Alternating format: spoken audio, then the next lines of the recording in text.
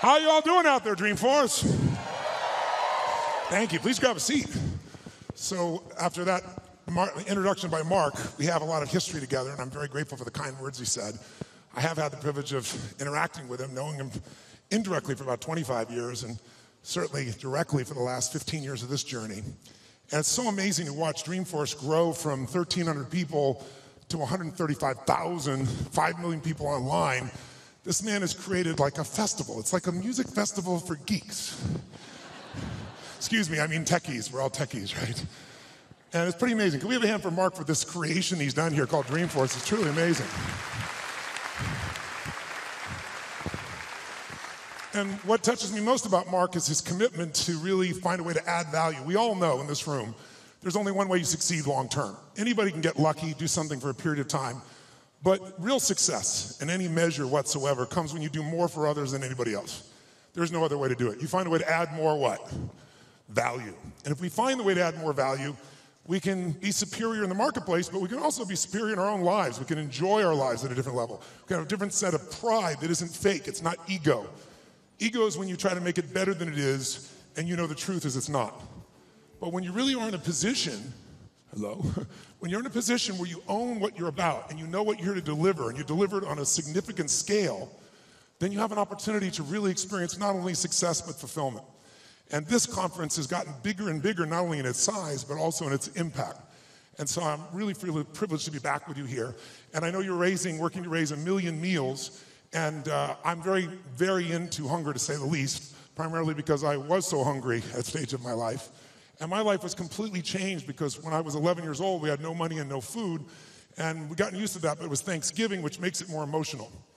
And my parents were saying and doing things that after you say them, you can never take them back. And it was very profoundly painful, obviously, for myself as the oldest and trying to keep my brothers and sisters from hearing it. But it profoundly changed me because that day, something changed my life, and it was somebody simply coming and delivering food. And it wasn't the person, wasn't giving it, it was a delivery guy. And it wasn't a happy moment for my father. It was interesting. My mom and dad are yelling at each other. My mom's saying things to my father, "You haven't taken care of us."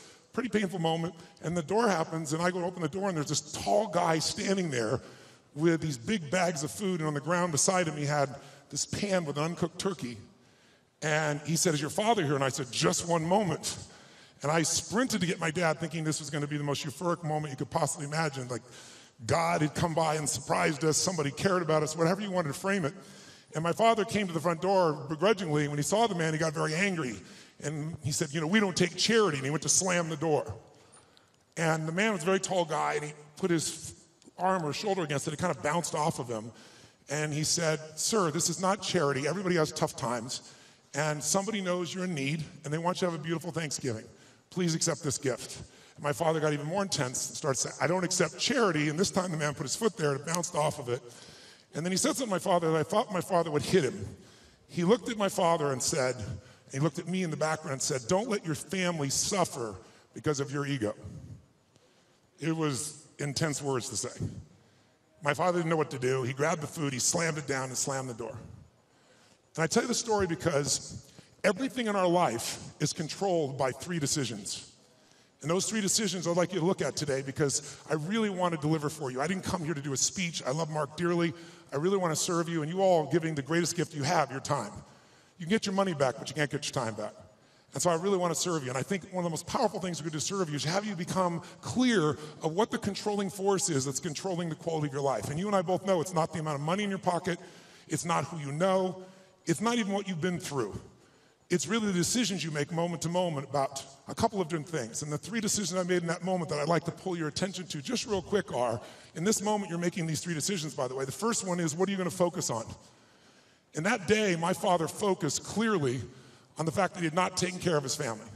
And whatever you focus on, you're going to feel. In fact, many of us in this room, who's ever focused on something, you were thinking something horrible was going to happen, you experienced the pain of that failure or that challenge in your life, and then it never ever happened. Who's had this experience? Say, "I." And if things aren't bad in your life, you can always think of shit that hasn't even happened yet and feel bad in advance. But many people do. Because whatever you focus on, you'll feel. Write it down. Focus equals feeling, because if you start to take control of your focus, you take control of your life. But that day, he focused on the fact that clearly He had failed his family, and that was the meaning. The second decision you make is, what does it mean? As soon as you look at something, think about something, focus on it, you gotta decide, what does this mean? Is this the beginning or the end? Is this punishment and reward? Is God trying to hurt me or trying to challenge me? Or is this nothing to do with God? I was just being a lazy bastard. Right? The meanings we give to things control our life. If you think it's the end of a relationship, are you going to behave the same way as you think it's the beginning of a relationship? In the beginning of a relationship, when you're totally in love with someone, what will you do for them? Tell me, what will you do? Oh, come on, guys. What will you do when you're totally in love? Shout out, what will you do? What? What? Make the sound of what it's like when you're totally in love, out of your mind. Just go ahead and make that sound like a primal sound of what that feels like. Just go for it so we get some energy in this room. It's been a long time for some of you, I can see really clearly. Let's try this time. How about totally in love and passionately desiring this person? Like you can't wait to touch them, make love to them, be with them. Make the sound of what that would be like. Go ahead, nice and loud, go ahead. So when you have the meaning that this is the beginning of the relationship and this person's the most incredible thing and you will do what for them? What will you do? Anything. What if you were that way with your client? What if you're that way with your internal customers, because your partners, you go, well, we'd have real sexual problems with HR, that would be the real challenge. But if your commitment was the same, when you're in that place, you do anything in the beginning of a relationship. In the beginning of a relationship, if your partner said, would you take out the trash? What do you say? Take out the trash. Happily. But after about 7 days or 7 weeks or 7 months or 7 years or 70 years, one day someone said, would you take out the trash? You go, what do I look like, your janitor? You go, what happened to our passion? I'll give you a clue. If you want a relationship to last, if you think it's coming to the end, do what you did in the beginning and there won't be an end. Because when you think it's the beginning, you behave differently than the end. The meaning we associate to things controls our entire lives. It's not that your mother or father died that's giving you suffering. Certainly that's painful. It's the meaning you think it shouldn't have happened. And when we take control of the meaning, it's the only thing we can control our lives. We can't control events. And we're living now where technology is happening so rapidly. It's magnificent what it does for our lives. But we all know with that technology, our psychology is not developing as rapidly. And as a result, the world's changing. And there are a lot of us that have learned to engage with technology and use it to maximize, most people in this room. But there's lots of people who use technology to disengage, to be harmful to themselves and to other people. It's not a one-way street. So I'm interested in how to maximize the psychology side, and that's why I'm sharing this with you, so you can increase both your leadership skill, but who do you have to lead first to be effective, my friends? Who? Yourself. And so good to see. What's controlling you? Well, what I'm focusing on is controlling me. You can focus on something and make yourself crazy. You can focus on something and make yourself great. In this moment, you could be worried about Ebola, because we all know it's coming. People are freaked out all over the world. 36,000 people die a year of flu, and the whole world is focused on Ebola. Because the news is not designed to inform you, it is designed to startle you. Because that's how you sell things. So if you let someone else take control of your focus, your life will be in someone else's hands. So first decision is what you're gonna focus, second meaning. My father that day focused on he hadn't taken care of his family, and the meaning was, I know what it was because he said it out loud, then I'm worthless. Now when you come up with a meaning, it produces an emotion. And if you and I wanna look at the quality of our life, there's only a way to define it. One way, really, that's real. How do you feel every day? If every day of your life you got $1 billion and every day you feel guilty or angry, by the way, nothing worse than an angry rich man or woman, isn't there? You just want to slap them, don't you? How do you have the right to be angry? But they find a way.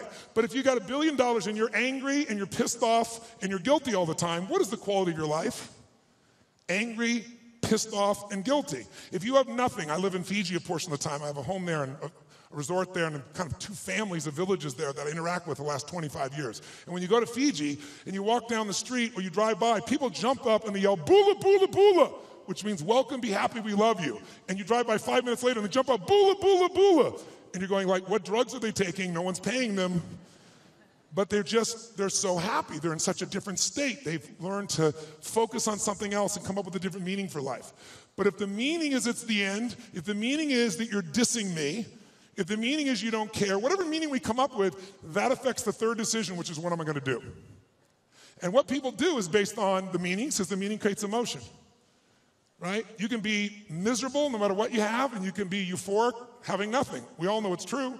In fact, is it possible to learn to let, for example, all hell could be breaking loose around you, and you could just be sitting in a chair in this centered space, all hell breaking loose, and you could still feel great? Is that possible? Yes or no? Yes or no? Sure, but you and I live in a Western culture. Well, if you sit and bliss out, people come and take your furniture. So we have to be good at not only controlling the internal world, but our external world. And that's shaped by what we do. And what people do is based on their emotions and also their role models. So I thank you, Mark, and I thank all of you that are role models for people, where you show people that success does not mean taking, that success can mean truly growing and giving. That money, resources, and opportunity are things to be shared. They're things that are tools for a quality of life that you're able to enhance for people and for yourself and your family. Pretty beautiful thing. My father that day decided what to do was, if I failed and I've been worthless to my family, I must leave. And he did. And to me, it was the worst day of my life. I'll never forget it. I loved him more than anything. I had 4 fathers. He's the one I finally got attached to. I was like, Mom, I'm confused. But then finally, years later, I got the benefit of it, because out of all those experiences and all that pain, that day I made 3 different decisions. First decision is I just decided to focus on something different than him, and that's the power we have. We get to decide what to focus on, and my decision number 1 is I want to focus on the fact there's food. What a concept. Pretty cool. But the most powerful thing to change my life was meaning. I said, what does this mean? Because my father had always said, my mother had always said, nobody gives a shit. Nobody cares. Don't care about anybody, they don't care about you. And that day I had physical evidence. Those you bringing food, I want you to know that's not just food. That's called love for someone. That's called hope for someone. That's called surprise for someone. And that day for me, I went, strangers care. And so I started caring about strangers. And I decided someday I'm gonna do the same. So when I was 17, I fed 2 families. It was like one of the most incredible experiences of my life. I went to the grocery store, I was all excited, saved up all my money, went to the manager and said, I want to feed 2 families, this is what I'm doing, it's not for me, give me a discount. And he gave me 10%, and I thought, cheap bastard. But I went out and I delivered this food, and ironically, I called this church, and I asked in the barrio, a particular place, where are some families in need? They gave me 2 names. I put on t-shirt and jeans. I wasn't going to be acknowledged. I also didn't want someone to be insulted, because I saw what happened to my father. And I wrote a note, said, this is a note from a friend.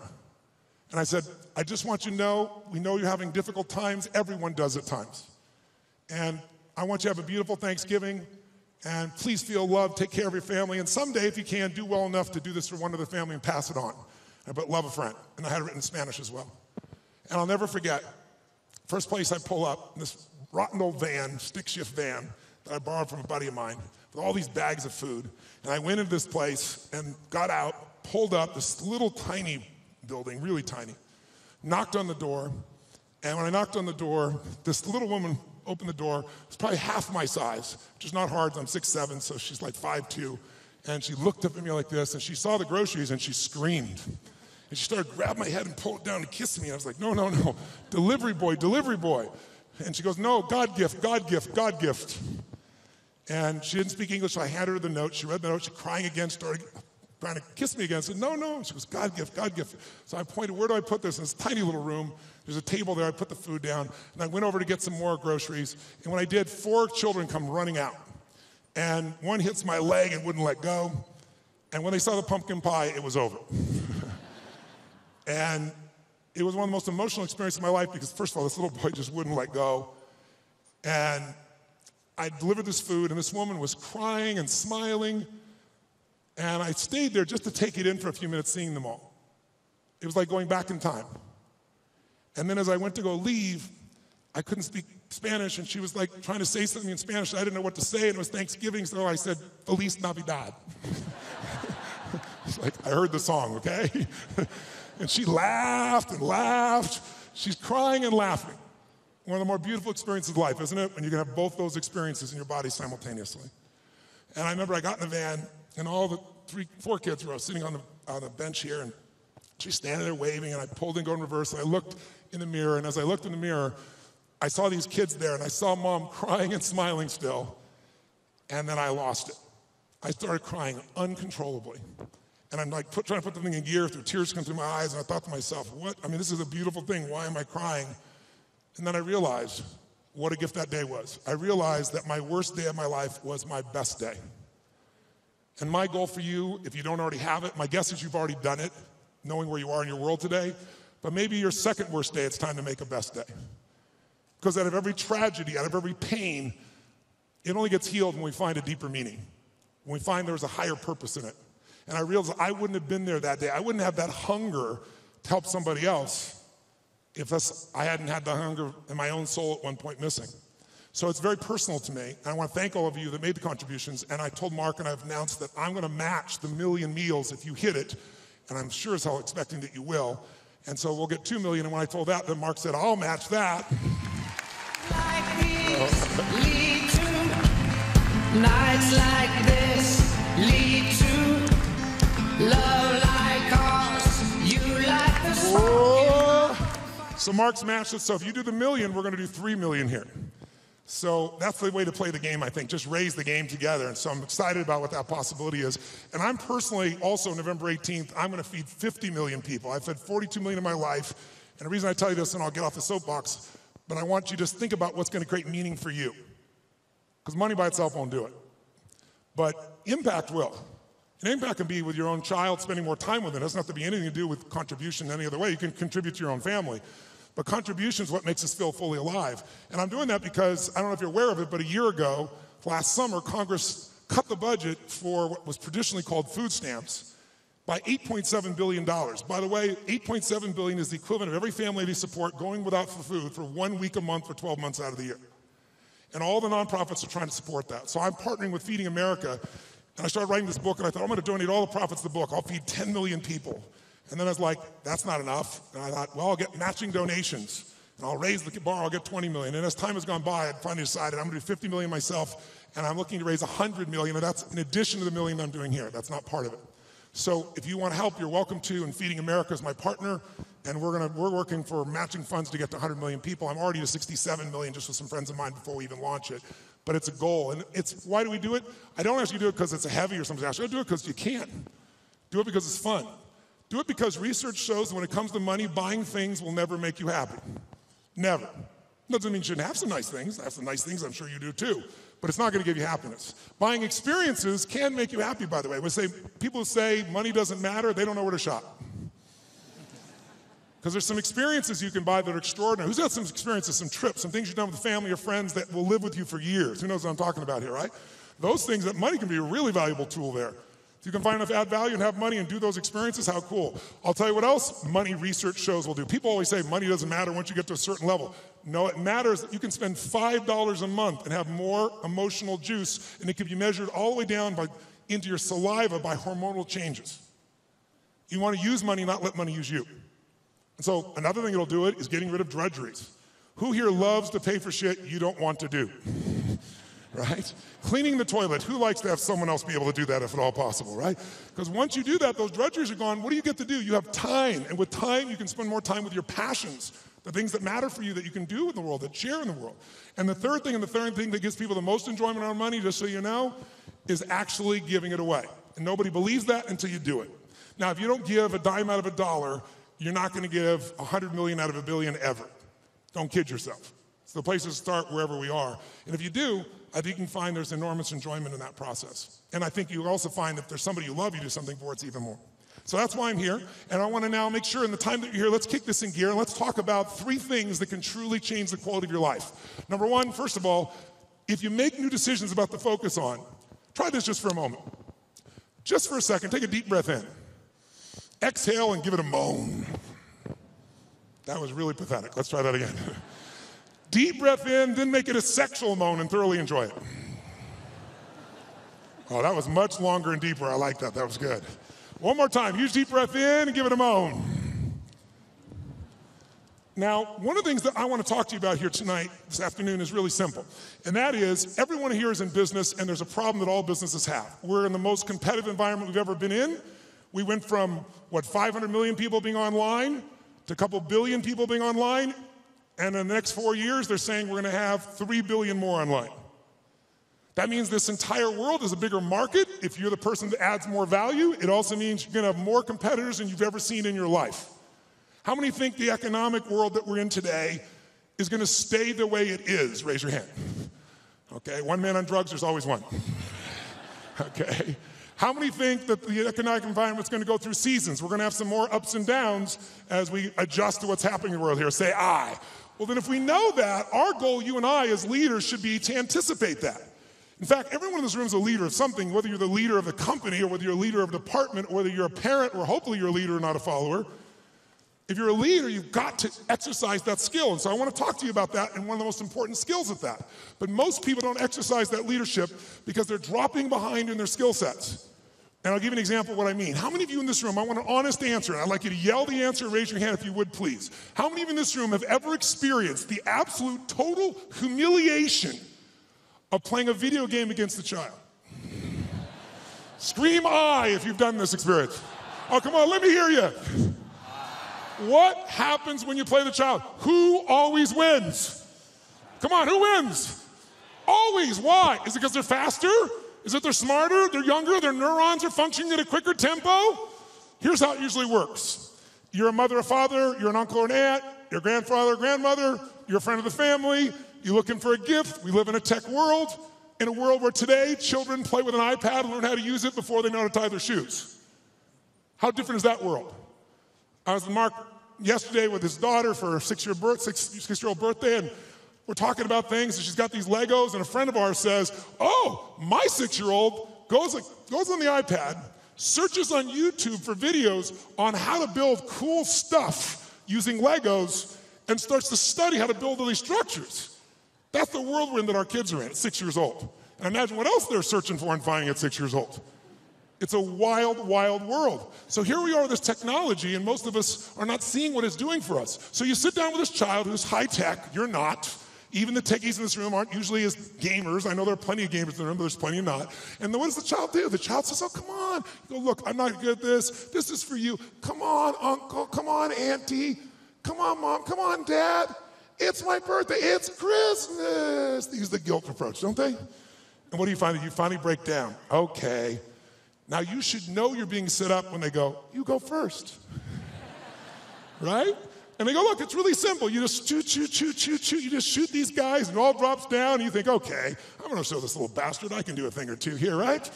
Take out the gun, you shoot, and you're dead in 2.3 seconds. Whose experience is? Say, I. Now what happens to the child?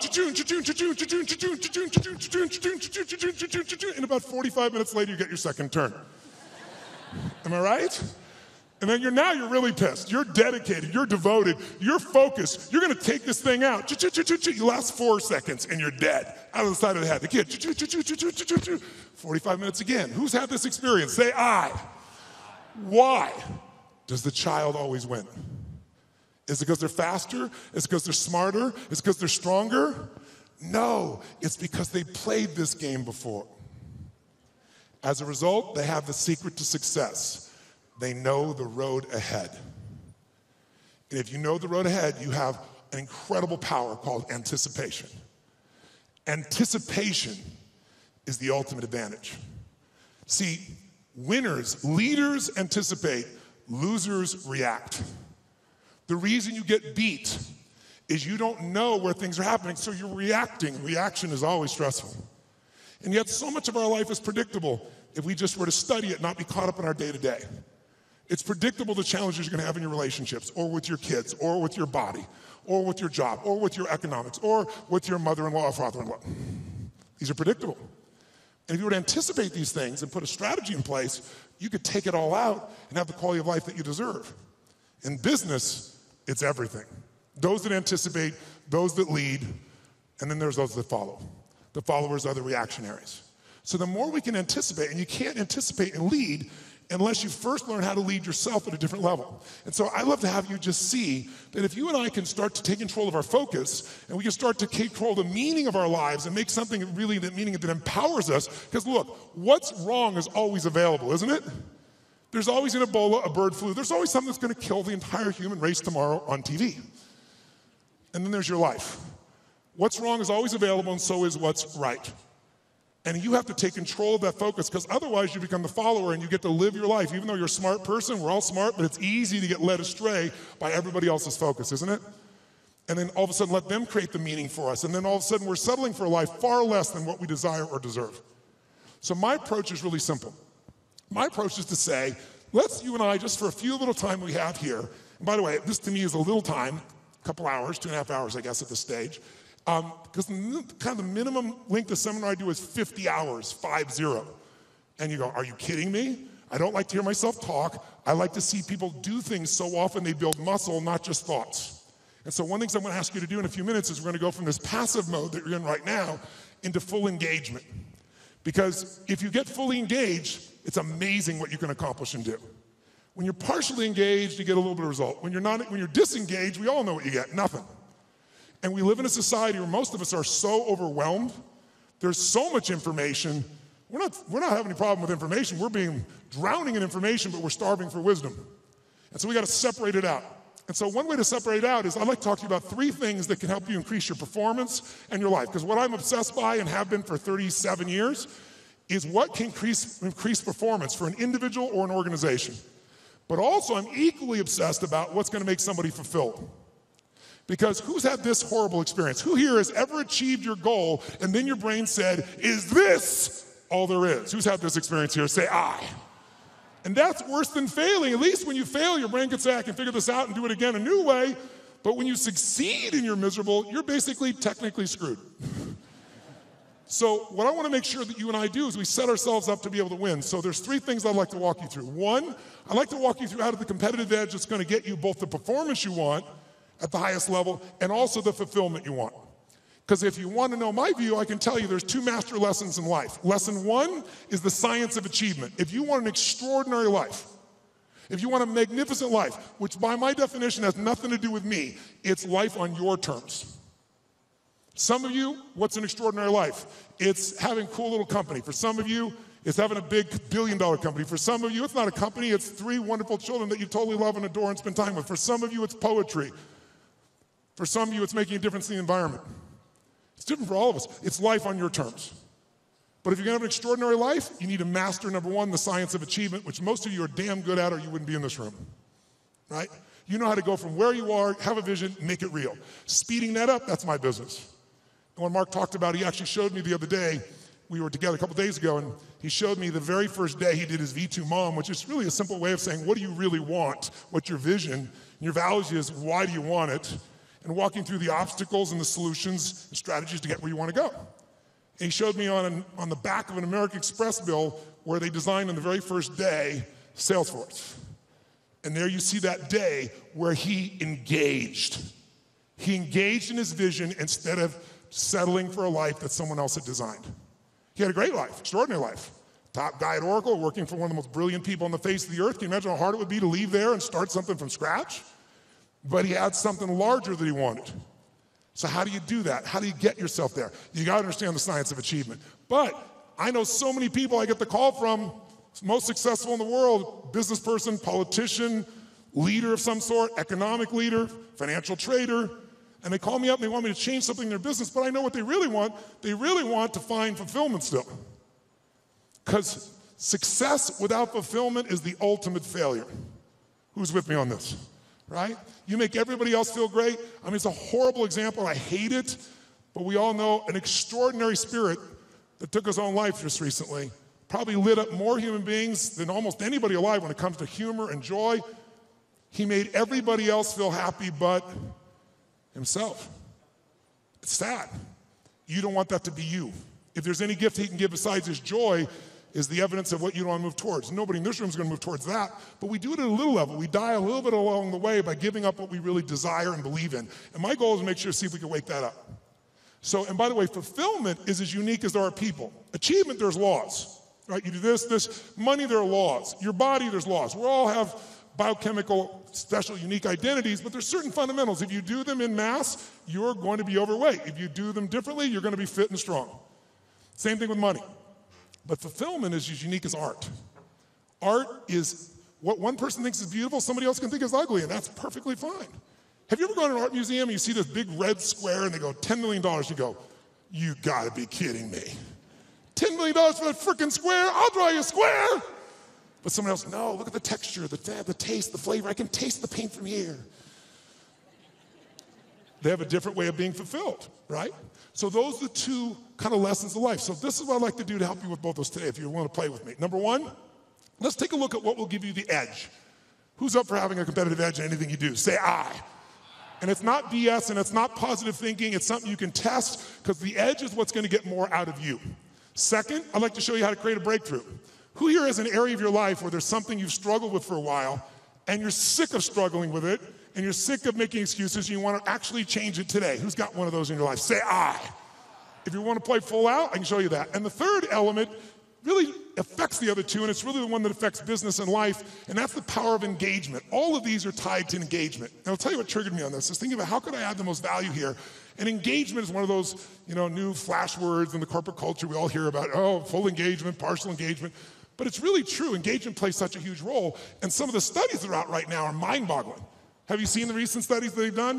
142 countries asking workers around the world, how would you describe yourself? Fully engaged, partially engaged, disengaged, aggressively disengaged.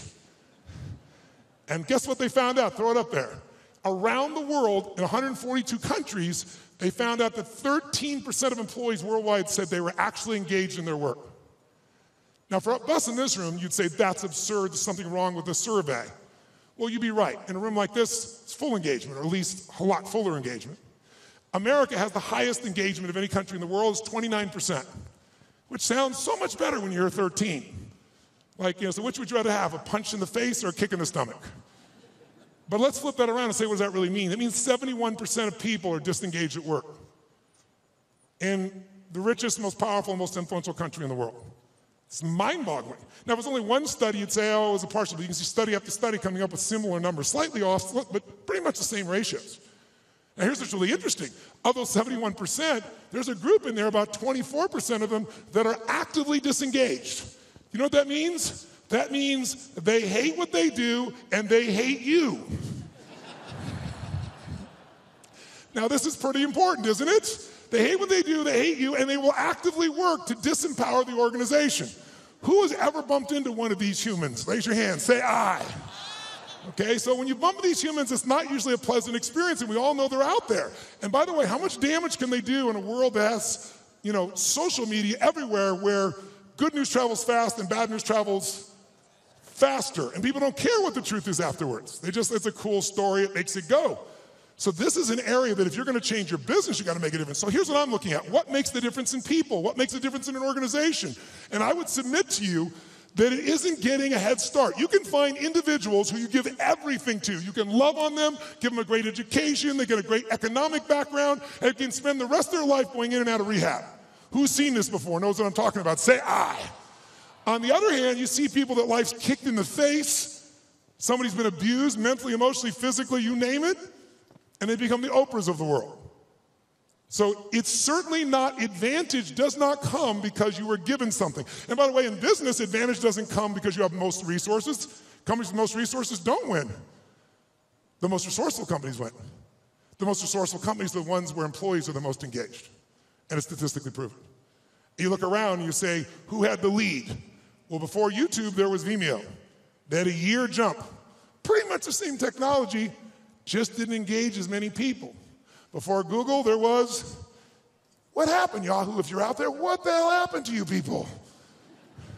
Right? Before Facebook, there was, what happened to MySpace?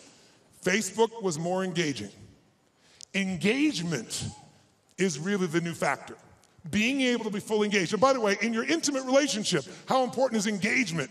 Some guys go, very important, I want to put it off as long as I can. No, I don't mean that. Full engagement in that area is going to determine the level of fulfillment you have or don't have in a relationship, right?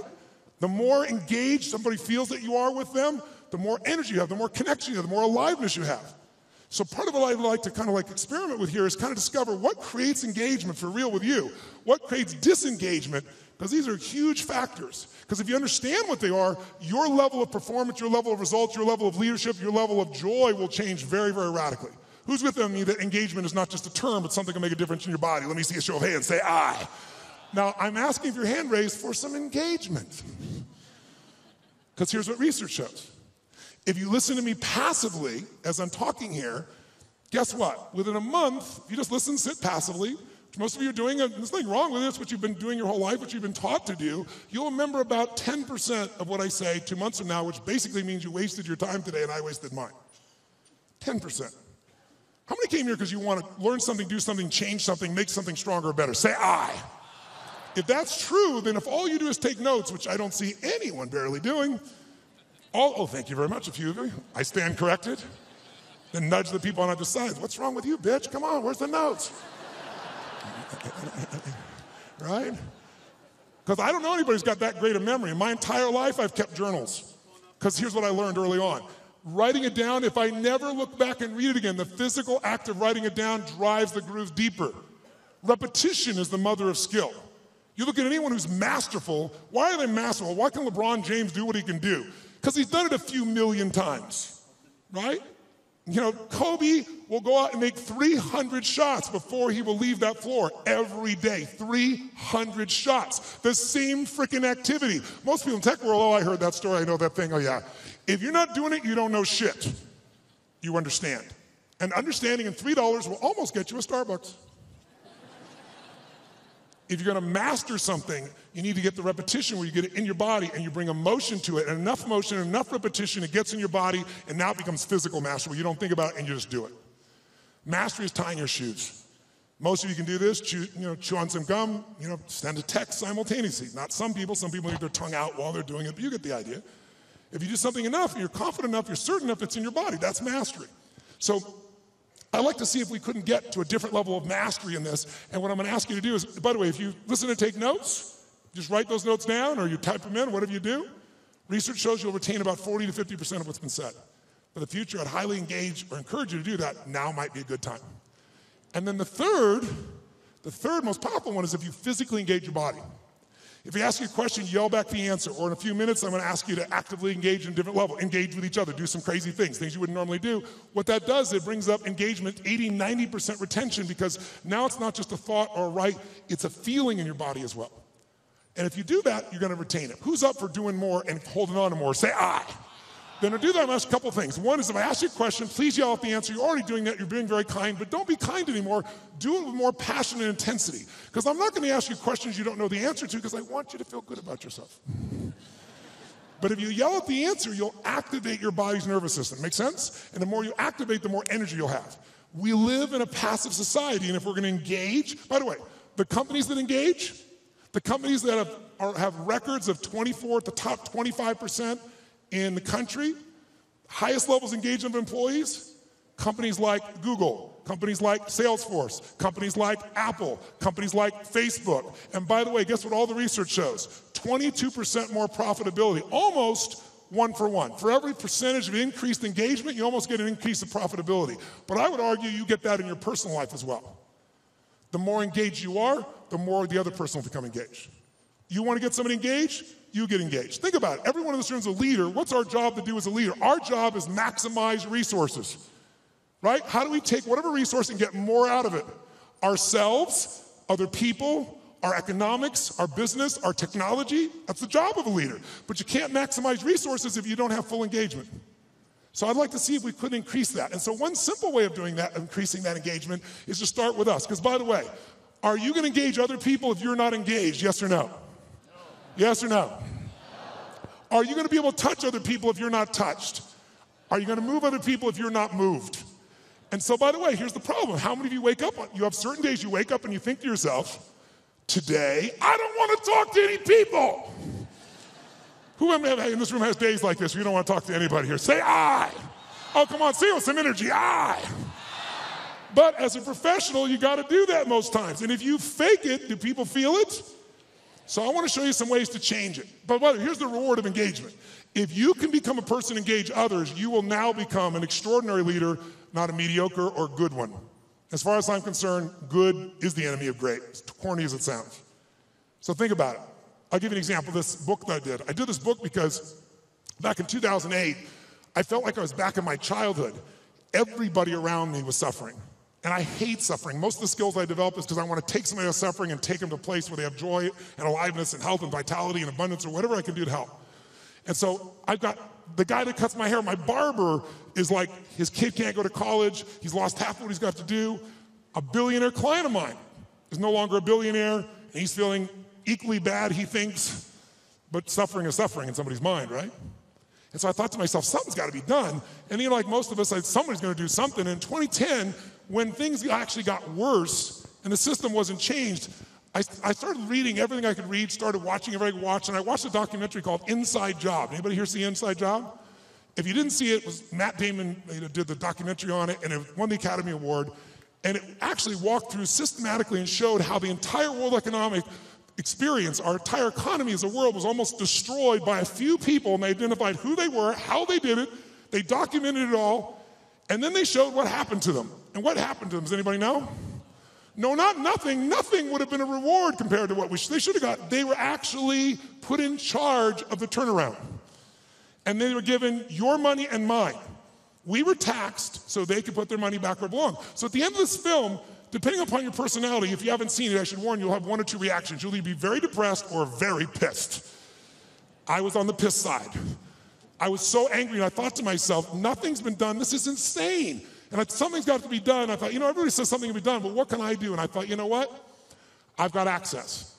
For 21 years, most people think I'm the happy, bouncing around, positive thinking, screening guy on an infomercial from 20 years ago, but I have continued to grow. Not taller, hopefully. But in all that time, for 21 years, I've coached Paul Tudor Jones, who's one of the top 10 financial traders in the history of the world. He's a man who's made more money than almost anyone on earth, along with George Soros and a few other names you may know. But Paul's really unique in that Paul found himself in a position that in 1987, when the stock market crashed, the largest percentage in a day still to this day, he made 20% when the whole world was losing everything. He made 200% that year for his clients. Just unbelievable. And then it was like the guy that walked on the moon. What do you do if you walk on the moon? You see that, you look at that incredible view of the earth. It's you seeing it, it's not a photograph. You come back to the earth, you shake the president's hand, you have a ticker tape parade. Now what do?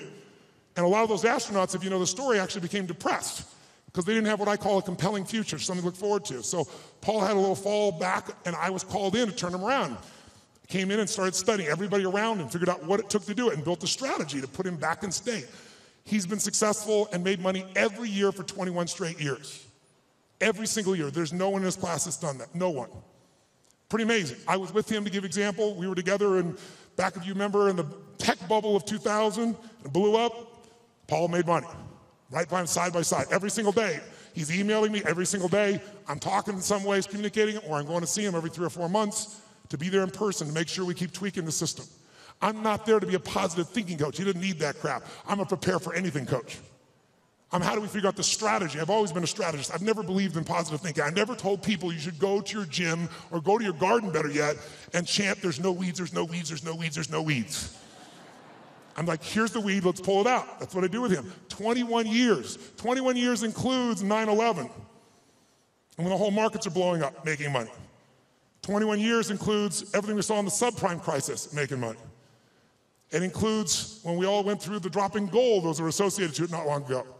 So I've been there with all those pieces, and I got a chance to learn from this guy side by side, and I've been able to contribute to him in a significant way. So I got access. So I decided I'm going to go find a way to interview the 50 most influential, financial, brilliant minds on the face of the earth. Not people you read on the internet, not people on television screaming at you what to buy and telling you to go to some mythical mutual fund that gives you 12% every year, and it doesn't exist, but the real guys and the real ladies that do it.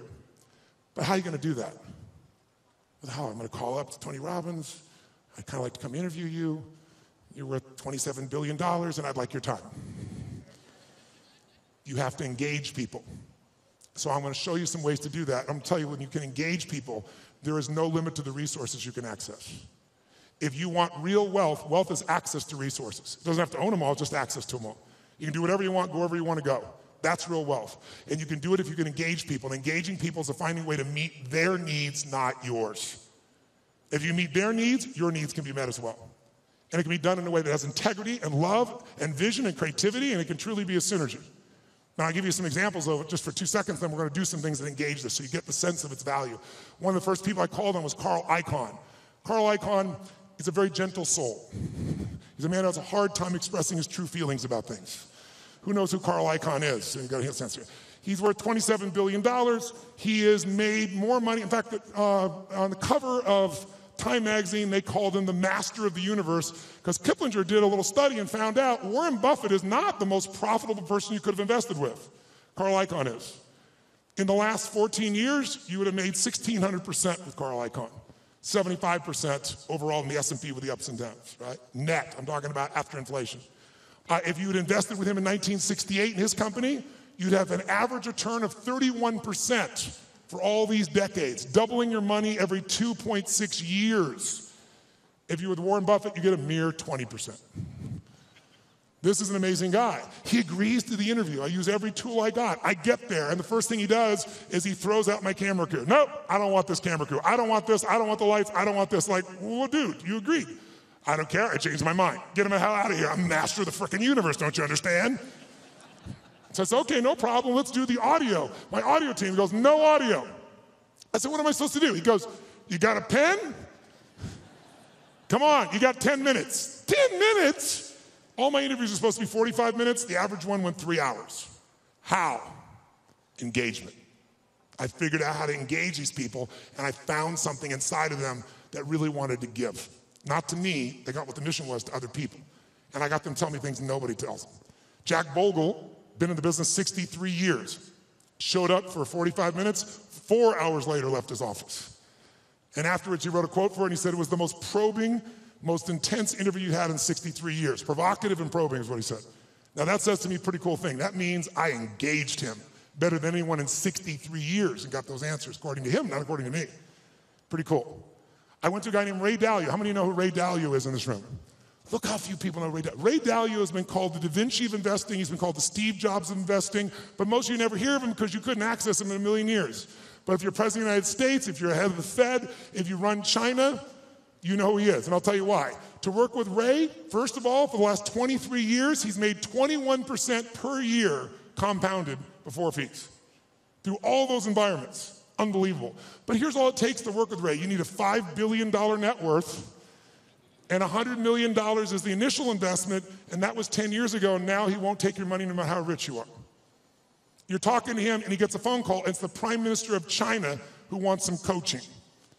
A large hedge fund might be $15 billion. Ray's $160 billion. I got a hold of Ray. Part of what happened with Ray was he'd been a fan of mine, it turned out, for about 20 years. But what I did, I spent 15 hours to be ready to engage him. 15 hours of total immersion so I could pitch and catch with him. So I didn't just talk, I could do it back. He wouldn't just throw the ball, I could throw it back to him. And guess what? At the end, he has built something over the years called his all-weather fund, which is designed to make money no matter what market you're in. You don't have to know the markets. He said, what if I die? Someday I will. How will my kids have money? How will my philanthropic areas have money? Here's what I'm gonna do. I'm gonna figure out why a balanced portfolio doesn't work in 2008 or 2000. And everything we've been taught about finance is wrong.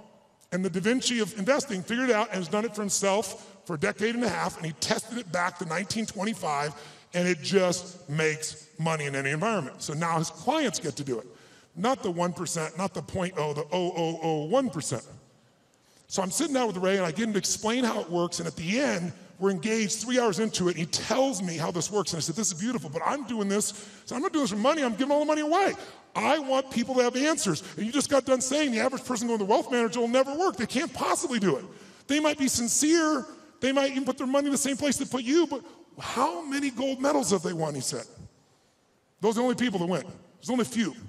It's a giant poker game with a few winners. So you just said they're not gonna win with anybody else. So I said, this is worthless without knowing the exact recipe. How much in this, how much in that, how much in this percentage, whether I got $1,000 or 20 million, 200 million. He goes, Tony, that's my secret sauce. That's what $5 billion and 100 million used to get you. I said, yeah, but you won't take anybody's money now. He said, yeah, and I said, you're giving away half your fortune with 14 billion. You're a giver. Help a guy out, give me the secret sauce. And he goes, it's really complex. I can't really just share it that way. I said, I know it's complex, but I'm a pretty smart guy and I'm good at simplifying. I believe complexity is the enemy of execution.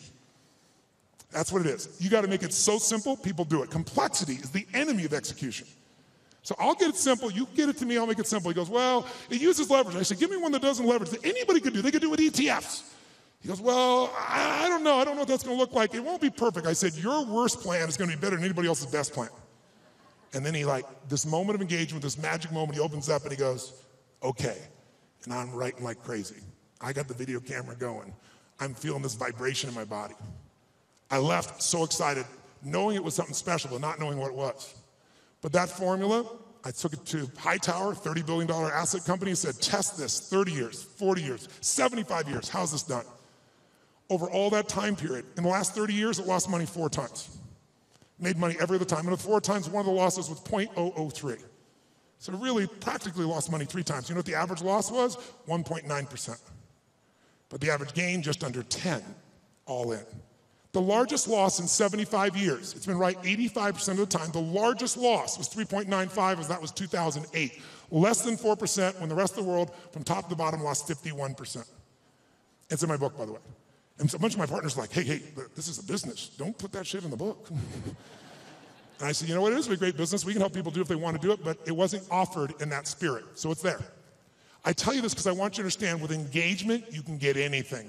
But engagement, I want you to define it, I want you to experience it. And so what's the first thing that allows you to engage somebody? What's the number one thing? Right now, if I said to you, what is it? How many think Mark is a fairly engaging guy without blowing smoke? How many have to say this guy's pretty damn engaging? Say I. What makes him engaging? What makes somebody you find engaging? What makes them engaging to you? What is it about them? Think about it. Say it out loud. What makes somebody engaging? They're positive. What's that? Eye contact makes somebody engaging. She's talking about another level of engagement. I can feel it right now. What else creates somebody engaging? Come on. Smile. What else makes them engaging? Energy. Passion. Talking the truth instead of what you want to hear. Who loves someone who will tell you the damn truth in the world we do? The world, not even reality television is freaking real anymore, right? Raw and real may not sound good, but it sure feels good because you know it's there. Sincerity, when you feel like somebody, how about caring? When you feel like somebody truly cares about you, does that make you engage more? Right? What makes something disengaging to you? What makes you disengage with someone? Lying, when you can't trust them?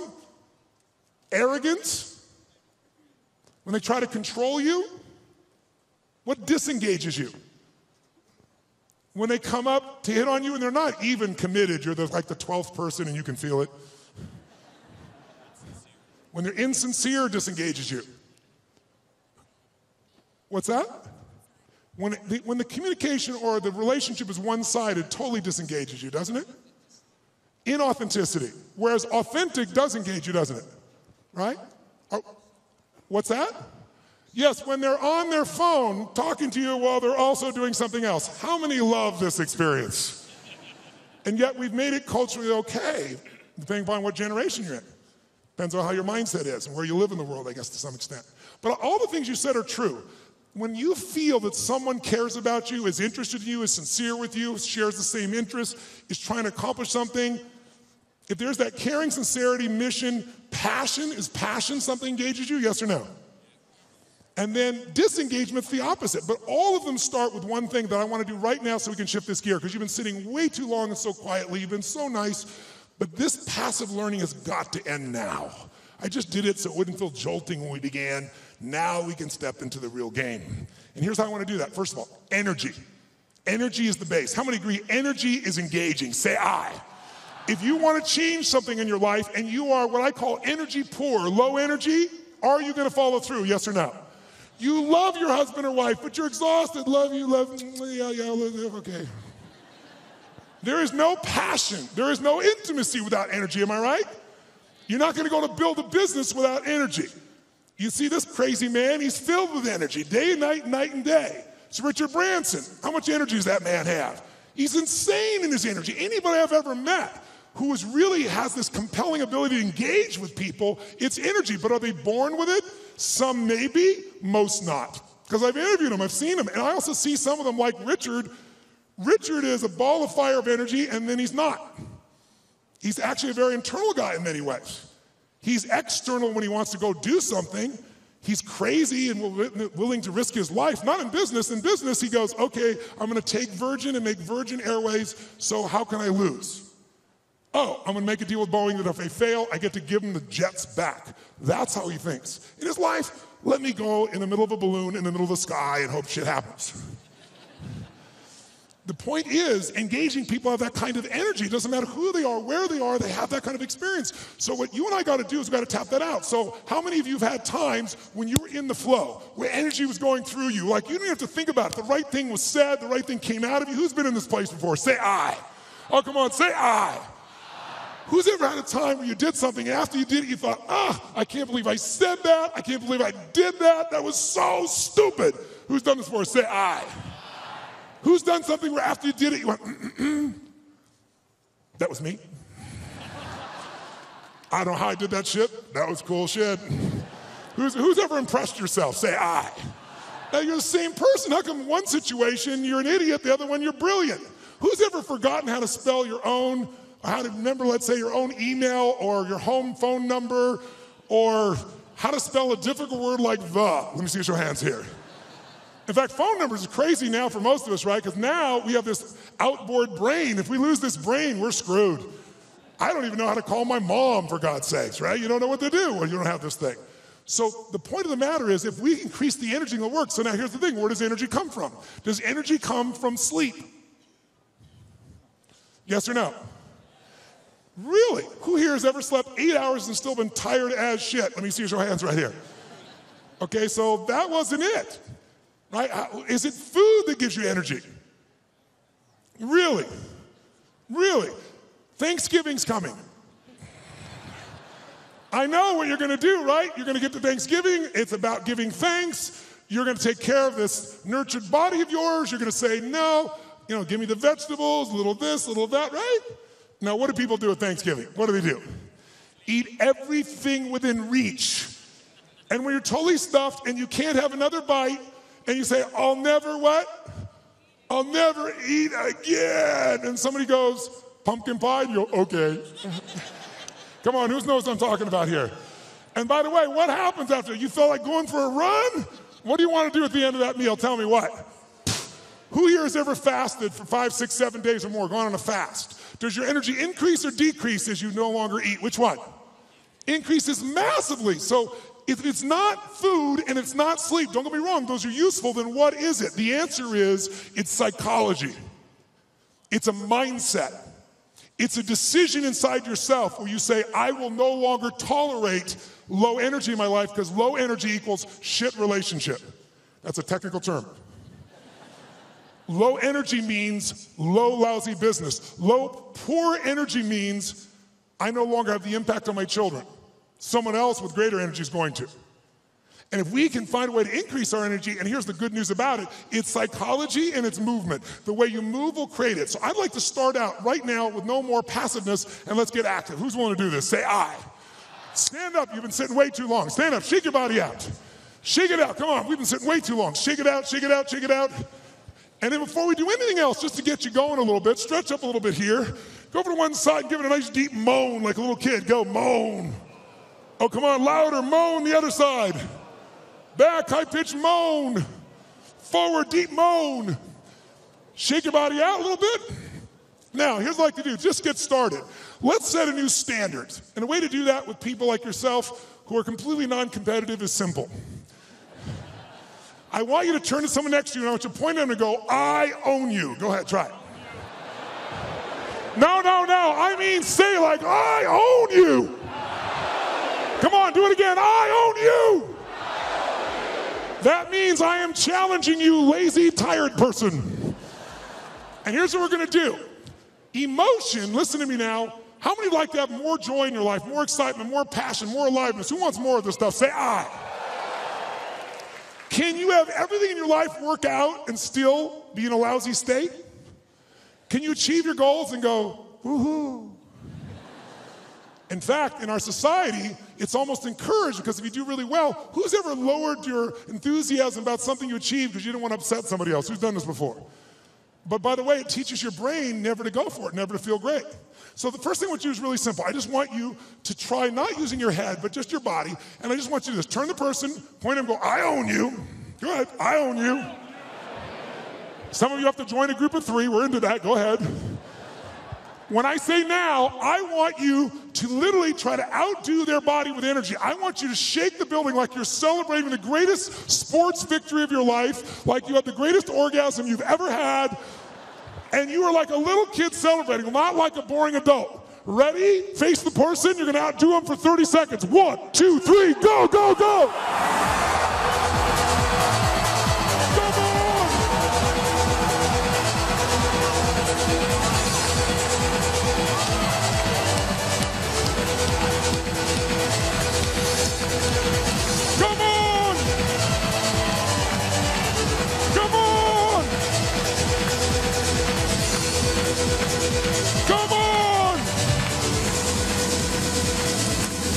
Oh, yes. Now, high five your partner and say, you rock, baby. Now, does that feel better, yes or no? I got a question for you. When you feel better, do you treat other people better or worse? When you feel better, you perform at a higher level or a lower level? When you feel better, you're a better lover or a lesser lover? Good. Now, here's what I want you to understand. If you and I can train ourselves to make our nervous system play at a higher level, and that becomes our standard, then all of a sudden, it'll feel effortless. But in the beginning, it's like lifting a weight. It feels stupid. It feels like, what is this weird crap? But I'm not into that. I'm not into positive thinking. I'm into results. Who's with me on that? Say, I. And every great athlete knows how to put themselves in state. Every great musician knows how to put themselves in a state. We need to be able to do it. And if you try to do it with your mind, you'll succeed sometimes and you'll fail others. Because your brain is always circulating, can always rationalize something, right? But the body, used effectively, can change it all. So I'd like you to try something real quick. If you're a leader in this room, how many consider yourself a leader in what you do for a living? Let me see your hands. I figured almost everybody. So if you're a leader, that doesn't mean other people follow you, by the way. It just means you live life on your terms. You don't settle for less than you can do or be or share or give. So if that's your mindset, then you got to say, okay, if I'm really going to be a leader in my life, then I need to own my energy, my certainty. I can't just wait till I feel good to do things. I got to be able to get myself to feel good, and not phony and not fake. So I'd like to show you as a leader, your skill as a leader, your number one skill that makes you a leader is your ability to influence. Is it true? And who do you have to influence first? That's right. If you can't influence you, you're going to influence somebody else. But your ability to influence the thoughts, the feelings, the emotions, the behaviors of other people. If you do that, then you will be able to engage the world and yourself. So how do we do that? Well, to influence other people, hear me now, to influence other people, you have to know what already influences them. If you try to get your kid to clean the room the way it would work for you, I promise you it probably doesn't work that way for them. Everyone's different, but there are some universals, and one thing that influences all of us is our state. If you're in a pissed off state, if you ever had a friend do something nice and you're in a pissed off state and you snap at them and you feel bad later on, it was just the state you're in, who knows what I'm talking about here? Say, I. So we need to train ourselves to be in a better state. And the second thing that affects what we do long term, besides our state, that's what affects things moment to moment, is we all have a set of beliefs or expectations, or we might call it a blueprint for how life's supposed to be. When life is in alignment with our blueprint, we're happy. We're not, we're upset. Sometimes there's nothing wrong with life, we just need to update our blueprint. So for this brief session, let's start with just changing our state, and let's learn something about how your brain blueprints things. So I want you to try something with me. Take your hands out like this, and when I say now, I want you to bring them together like this.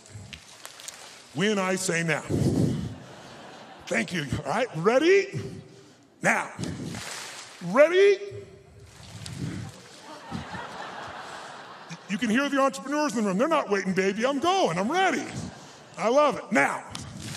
Ready? Now. Ready? Now. Keep your hands together. 32 years of research in 160 countries shows something really simple. As often as you pull your hands apart and bring them back together, if I don't mention it, you will always run the same pattern with the same thumb on top. In fact, notice which one it is. And I like, just try it, see what happens. Do it again. Ready? Go. Ready? Go. Ready? Go. Ready? Change thumbs. Go. What's that look on your face? Why does your face look like that? How many feel like this feels a little weird to change thumbs? Let me see if Joe's hands here. Right? Now, try it again. Do it the normal way. Watch how good you feel. Ready? Go. Ready? Go. Yeah, I'm good at this shit. I can do this. Try it the other way. Ready? Opposite thumb. Doesn't look, your faces look really bizarre right now. Now, some of you say, I want to change my business, I want to change my life, but you're really upset about the thumb move. We're really having some problems here. Let's go back to your normal way one more time. Ready? Go. Ready, go. Keep your hands together. Truly, 32 years of research has found something interesting about the pattern of how you hold your hands when they come together. If your left thumb is on top of your right thumb, then the driving force in your psychology is the desire for sex, and you're an incredible lover.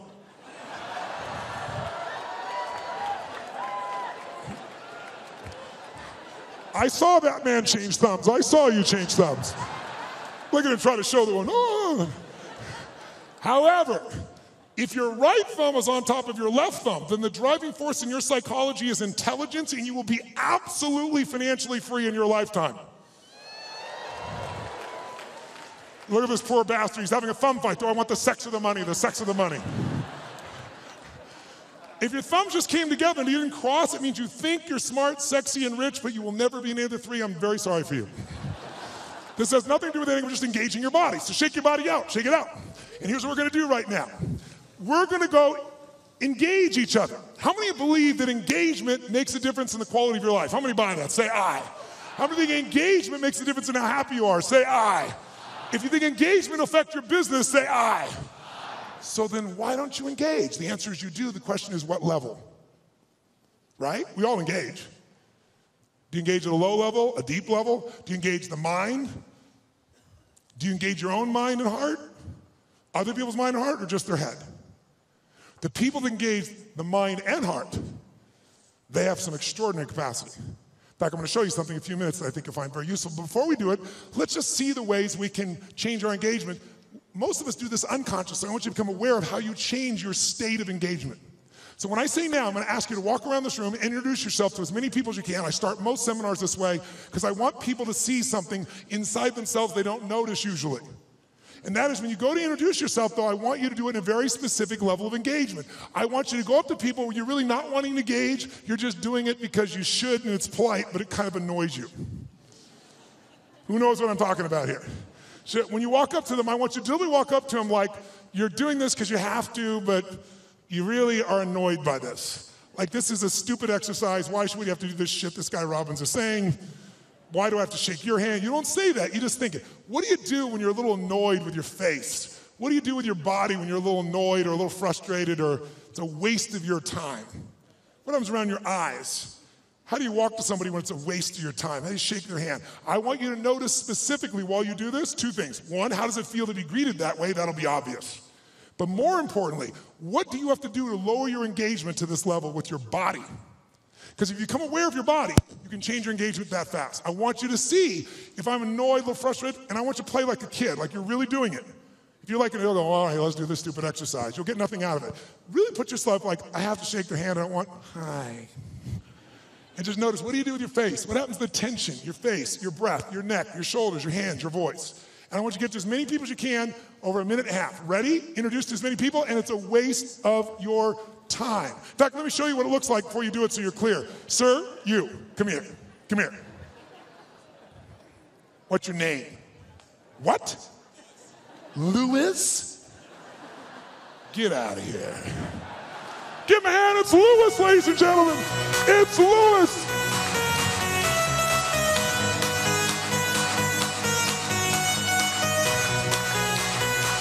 Oh, all right, get to as many people as you can now. It's a waste of your time. See what you do with your body. Go. Stop. Freeze. Wherever you are in the room, freeze. Shake your body out of that state. Now, when I said freeze, that wasn't hard for many of you because you didn't go anywhere. Hi, that shit's over. So, question. Shake your body out of that state so you have none of that left. All right, question. And we've got in this room, what, 6,000 people, 7,000, 8,000, whatever's in this room. I think it's 6,000 people. I'd like if you would to yell the answer, because we have people from virtually every country in the world here, and see what really happens. I want to see if we got a measure. Raise your hand and shout yes if you made a significant change in your body to go in that state. Say yes. Great. Did you change the muscles in your face, yes or no? Yes or no? Did you change the way you moved, yes or no? Did you talk louder or quieter? Which one? Did you talk faster or slower? Which one? Did you go straight for him or did you hesitate? Which one? Now, by the way, I could go through 20 of these, and if you notice, Every country in the world, I think, is represented in this room. Every belief system, every background, every sexual preference, every spiritual preference. Everyone in this room is different, comes from all kinds of places. Every one of you to feel this way are doing the same things. Because the one thing that's universal in engagement is if you engage your body one way, you're going to feel like shit. Another way, you're going to feel incredible. But if you're unaware of it, you let the environment control you. Become aware of it, you can take charge. Like knowing the buttons to your brain. How many follow? Say I. So that's what that one does. Now let's contrast it to a totally different state of engagement. Who's ever wanted to engage with somebody? A man, a woman, a person you wanted to employ, somebody, a client you wanted to gain, and you wanted to engage with them, but you were afraid they wouldn't engage with you fully. You're afraid they'd reject you, and that fear was really strong and held you back. Who's had this experience before? Say I. Good. If you don't raise your hand, you lie about other shit too, so I understand that. So here's what I'd like you to do. When I say now, I'm going to ask you this time to greet people in a different level of engagement. I want you to greet them as if you're deathly afraid they're going to reject you. But to do this, I want you to be like a little kid again. Because when adults, we're all achievers in this room, right? So we're not afraid. Fear is not a word for an achiever. We just get stressed. Stress, by the way, is the achiever word for fear. You go, no, I'm not scared. I just have to get these things done. I'm stressed out. All these things are done. Well, what if you don't get them done? I have to get them done, but what if you don't? Well, then the thing will fall apart. What if it falls apart? Well, then it'll fail. What if it fails? Then I'll be a failure. If I follow the trail of your stress, it will bring me to your deepest fear. So if you own your fear, you can figure out where it is and actually how to change it in seconds. And when fear is no longer around, fear is your only enemy. Because when fear's not there, nothing stops you. Who's with me on this? Say I. But we don't call it fear because that doesn't seem cool to us. We're all adults. But kids, will kids show their fear? Oh yeah.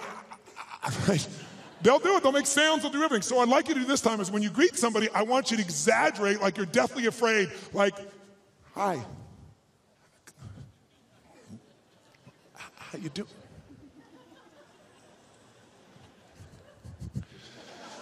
I want you to exaggerate it so you'd see what you're doing on a very subtle level underneath. I'll show you an example. Who's ever watched the Winter Olympics on television and you're in your chair and watching somebody snowboarding or skiing, and as you're watching, feel yourself doing this?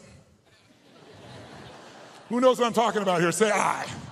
So I'm going to ask you to exaggerate so you notice it. So please play full out. It's the only way you're going to see what you do, and see what do you do differently with your face, your voice, your body when you're really afraid. And it'll show you contrast. Just for 1 minute. As many people as you can, totally exaggerate. You're deathly afraid. Go. Greet them, greet them, greet them.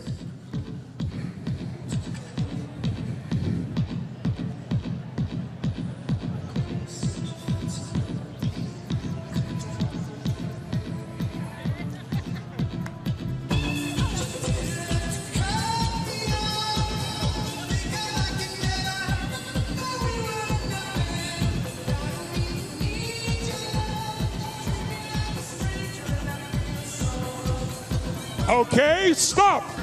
Shake your body out, shake your body out. Now, nice and loud, did you use your body differently to go in this state, yes or no? Yes. Did you use the muscles in your face differently, yes or no, please? Yes. Say it again. Yes. Did you talk louder or quieter than you were annoyed? Which one? Quieter. Faster or even slower? Did you go for them faster or hesitate even more? Yes. Was there tension in your body? Where? Yes. Now notice, you're hearing the exact same answer from me. I didn't tell you to do that with your body. I told you to be afraid, but you did the same thing with your body. We're all unique, but you have this gift that our Creator's given us called the nervous system. Use it one way, you'll feel afraid. Use another way, you'll be annoyed. Use another way, you can feel incredible. So let's find that. Shake your body out one more time. Shake it out like a little kid. This time when you go to greet people, though, how many of you in this room own your own business? Let me see your hands. Own your own company. Let me see your hands. How many of you are leaders in a company where you have to lead and influence significant numbers of people? Good. How many of you in this room are parents? Let me see your hands. Good. How many of you in this room have a relationship with a human? With a human. Let me see your hands. Then this shit will work for you. So here's what I want you to do. This time when you go to greet somebody, I want you to do this. I want you to greet them as if, whether or not they like you or not, in the first 3 to 5 seconds of meeting you, is going to determine whether or not they do business with you or not, which is going to determine whether or not your kids eat next week. Okay? By the way, human beings never judge another person in the first 3 to 5 seconds of meeting them, would they? Would they? So and some of you don't have kids, so let's make the game more intense. If they don't like you in the first 3 to 5 seconds of meeting you, then everyone you care about dies like pigs in hell. That's all it is. Okay? That's how important. Let's see if you use your body differently if everyone you care about's on the line and they gotta like you in the first 3 to 5 seconds. Ready? Go, go, go. Oh, yes. Now, shake your body out. Does that feel better, yes or no? Yes or no? Did you use more of your body or less of your body? More of the muscles in your face or less? More of your voice or less? Did you talk louder or quieter? Faster or slower? Did you hesitate or go straight for them? Did you touch them? Did it feel good? Why? You should have seen who I touched. Why did it feel good? You forgot the lesson already. Because emotion is created by motion. And the more you use of the gifts that you've been given, the more of those gifts you experience. See, this is a gift that most of us don't pay attention to, especially in a world where everything we do is in a box. What do people do? They wake up, have a box breakfast, get in their box car, drive to their box office, type in a box, have a box lunch, drive back home in the box, turn on a box, go to a box and open up and get a cylinder to change their state. Right? It's like, that's crazy, right?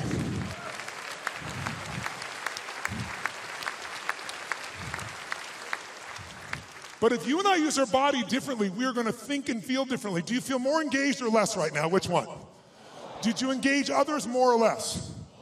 Now, by the way, was that the best way you could greet someone? By the way, did that feel, first of all, did that feel good? Yes or no? Make some noise if you enjoyed that feeling. Come on, make some noise. Right. So, question, was that the best greeting you're capable of giving a total stranger? Yes or no? Yes or no? Yes or no? Wow, listen, you hear some yeses and some nos. If you're saying no, that's not the best you could do, should we review the experience here for you? We said if you don't give your best, everyone you care about dies like pigs in hell, and you still didn't give your best. We need to talk. If you said no, I respect you. You know why? Because if you said no, that wasn't my best, you were being truly truthful, because whenever we get to what we think our best is, what do we always find? There's always what? Come on, guys. There's another level. Is it true? So if you said no, I respect you. So I'm going to ask you to take it up one more level. You say, what are we going to do? Get naked? No, no, no, no. What I want you this time is I want you to greet people as if they're your best, last person on earth you've loved, you've missed, your best friend, your lover. Be like, oh my God, look, it's Mary. There she is. Oh my God. Oh, wow.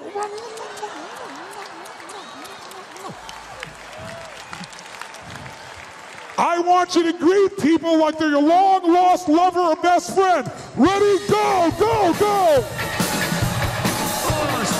Oh, let me hear you, come on. Oh.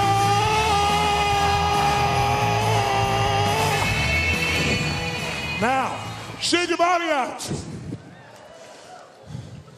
Does that feel better? You feel more alive or less alive? More energy or less energy? Did you use more of your body or less? Did you use more of your face or less? More breath or less breath? Did you talk louder or quieter? Faster or slower? Did you hesitate or go straight for them? Did you touch them? Did it feel good? Why? Because emotion is created by. Now, the more you use of this, the more you're going to have. By the way, the more you use of this, the more you'll engage other people. We talked about Robin Williams. How freaking crazy was he in the use of his body? He used everything. That's why he could reach everyone and accept himself. So we're going to make sure you do yourself and everyone. Because the first engagement's inside. How many feel much damn better right now than when we were sitting here before? Say, ah! So we want to use this. This is not something you just engage in one time. If you become engaged, you can engage anyone else. If you sincerely care about them, if you're looking out for a way to support them and yourself, but you're not going to do it if you're low energy, poor energy. You want to be energy rich. Now, if you do this and you sit down and you don't drop out of state, this energy is still available to you once you turn it on. How many, by the way, feel like sitting down right now? How many feel like rocking and doing something? Let me see your hand. Say, ah. Because life is momentum, isn't it? Just like business is momentum, emotions momentum, sports momentum. So you can build your own momentum, but what you got to do is you got to do the simple practice of putting yourself in a peak state. Because why? Peak performance comes from being in a peak what? Say, Tony, what am I supposed to do? Go to the president of Microsoft and go, Charlie! I bet it'll change your state. No, but if you start within you, even if you only show a portion of it, like a tip of the iceberg, people feel there's something deeper underneath, even when you don't say it. They sense what's in you. And when that's there, you can have a much deeper impact. Now, why did you come to this conference? Tell me, anyone, why did you come to this conference, sir? To grow. To grow what? What's it? To grow what? To grow inside as an individual. What did you hope would happen if you grow inside as an individual? I'll be a better person. If you're a better person, what will that give you? A better life. And if you have a better life, what will that give you? Happiness. So he's got a long story, but he just freaking wants to be happy. And most of us have a long story. If I do this and this and this, if I have 14 perfect children, if I change the world, if I make $1 trillion, if I do these things, and then you have some people it's happy, some people it's free, some people feel a life of meaning, some people say I'm lovable or I'm loved. We all have different words, but we're after emotions. Everything you do, and most of us in this room are pretty intellectual individuals, pretty smart individuals, at least we think we are, but this gets in the way often of this. And we forget this is what we're after.